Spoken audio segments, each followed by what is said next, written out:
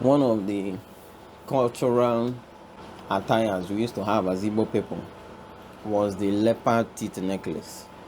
The leopard teeth necklace. That is necklace we used to make it out of leopard teeth, because back in the olden days there used to be a lot of leopards in Igbo land. All those surrounding forests. They used to have a lot of leopards and even elephants and all that. So the leopards will pull out their teeth and use it and make fine necklaces. Most of the time we give to our wives, but it was really big men that used to have that kind of necklace, the very big wealthy men. So nowadays you don't see it in the hinterland again, but you still find it among the riverine people.